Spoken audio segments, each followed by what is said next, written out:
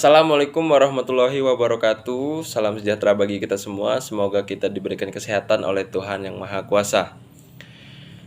Kami dari kelompok 3 kelas B dengan beranggotakan saya sendiri Gigi Fikri Aryansyah, Ginanti Putri Ganta, dan Putri Ayu Antika. Di video kali ini kelompok kami akan mempresentasikan tentang penulisan kata. Penulisan kata terdiri dari 1 kata depan, 2 kata berimbuhan, 3 gabungan kata, dan 4 kata dasar. Yang pertama ada kata dasar. Kata dasar adalah kata yang belum mengalami pengimbuhan, perulangan, ataupun permajemukan. Kata dasar ditulis sebagai satu kesatuan. Ciri-ciri kata dasar yaitu 1. Kata dasar merupakan satuan paling kecil dan memiliki makna sendiri. 2. Dasar dari pembentukan kata, baik itu kata turunan ataupun kata imbuhan. 3. Jika mendapat imbuhan, maka kata dasar akan mengalami perubahan makna. Contoh kata dasar. Yang pertama makan, kedua minum, 3 panjang, pendek, dan pergi. Contoh kata dasar dalam kalimat. 1. Ayah pergi kantor. 2. Adik sedang belajar naik sepeda. 3. Kita akan makan di gubuk itu. 4. Ikan lele bisa hidup di kolam berlumpur. 5. Ambil kunci di meja. 6. Jangan banyak bicara sekarang.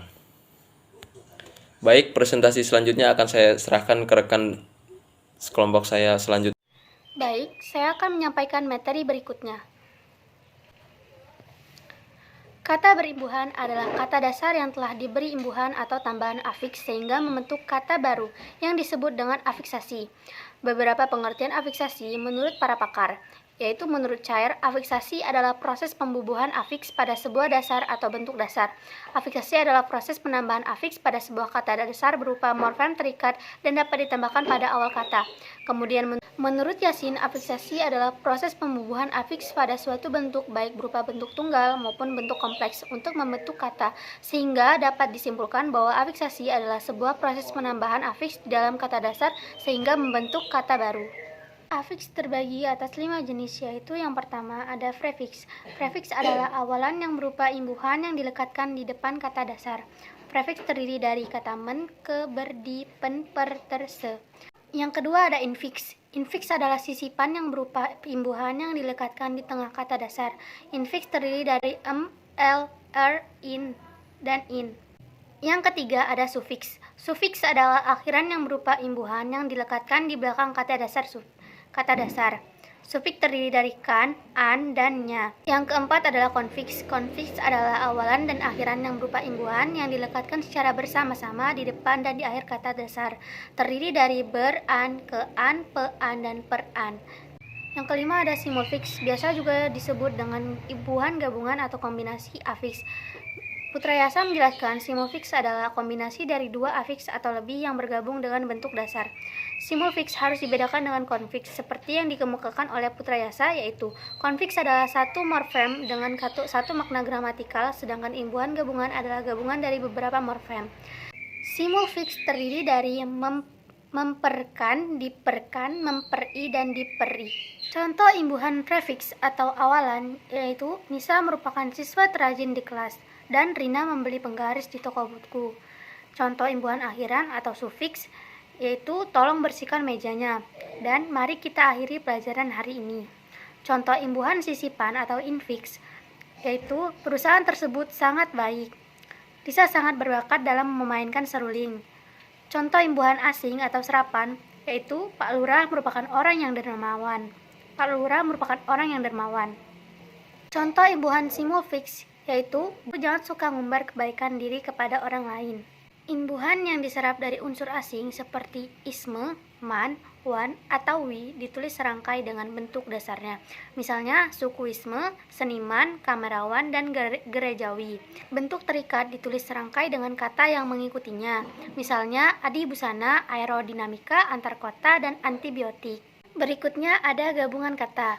Gabungan kata terdiri dari sejumlah kata yang digabungkan dan dapat membentuk makna baru. Sedangkan berdasarkan pengertiannya, gabungan kata ialah penyusunan dari kata. Berbeda umumnya 2 kata sesuai dengan PUBEI. Gabungan kata yang lazim disebut kata majemuk, termasuk istilah khusus ditulis terpisah. Misalnya duta besar, model linear, kambing hitam, persegi panjang. Gabungan kata yang dapat menimbulkan salah pengertian ditulis dengan membubuhkan tanda hubung di antara unsur-unsurnya. Misalnya, anak istri pejabat maksudnya adalah anak dan istri dari pejabat. Ibu bapak kami maksudnya adalah ibu dan bapak kami. Sejarah baru maksudnya adalah buku sejarah yang baru. Gabungan kata yang penulisannya terpisah tetap ditulis terpisah jika mendapat awalan atau akhiran. Misalnya, bertepuk tangan menganak sungai. Garis bawahi gabungan kata yang mendapat awalan dan akhiran sekaligus ditulis serangkai. Misalnya, dilipat gandakan, menggaris bawah, menyebarluaskan. Gabungan kata yang sudah padu ditulis serangkai. Misalnya, acap kali, ada kalanya, dan apalagi. Materi berikutnya akan disampaikan oleh anggota kelompok saya, yaitu Ginanti Putri Ganta. Saya akan melanjutkan materi selanjutnya, yaitu tentang kata depan. Kata depan atau yang biasa kita sebut dengan preposisi. Preposisi dalam bahasa Latin yaitu praepositio, yang berarti diletakkan di depan. Preposisi didefinisikan sebagai kata penghubung yang menunjukkan hubungan antara kata benda atau kata ganti dengan kata lainnya pada sebuah kalimat. Preposisi seperti di, ke, dari itu ditulis terpisah dengan kata dasar yang mengikutinya. Kecuali untuk preposisi yang sudah lazim seperti kepada, daripada, dan keluar. Itu ditulis menyambung. Depan dapat dibagi menjadi beberapa bagian, seperti kata depan yang menyatakan makna-makna tertentu. Contohnya seperti kata depan di, pada, atas, dan antara itu menunjukkan makna tempat berada. Contohnya itu seperti di samping buku itu, di dalam makanan ringan.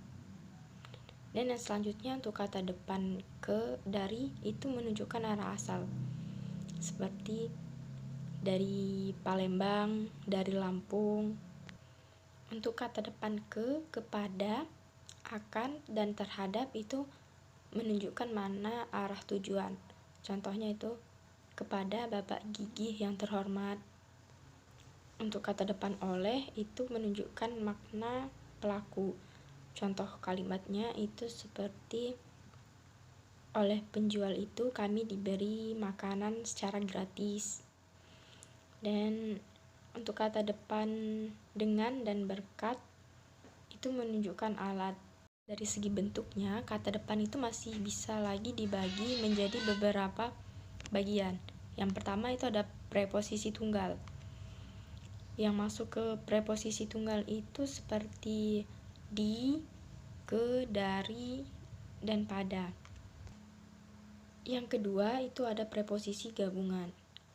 Preposisi yang berdampingan dan dua preposisi yang berkorelasi. Untuk preposisi yang berdampingan itu preposisi yang letaknya berurutan. Contohnya itu seperti oleh sebab, sampai ke, sampai dengan, oleh karena, itu disebut dengan preposisi berdampingan.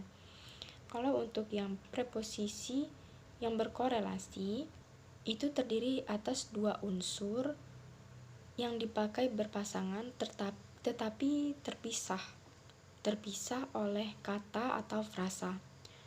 Contohnya itu seperti antara, dengan, dari titik-titik ke, dan antara titik-titik dan titik-titik.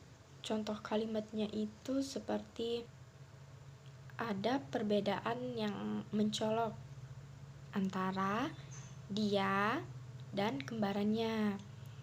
Contohnya lagi, kami pindah dari Palembang ke Lampung tahun lalu. Cukup sekian materi yang bisa saya sampaikan tentang kata depan. Mohon maaf jika terdapat salah kata dalam pengucapan. Saya akhiri. Wassalamualaikum warahmatullahi wabarakatuh.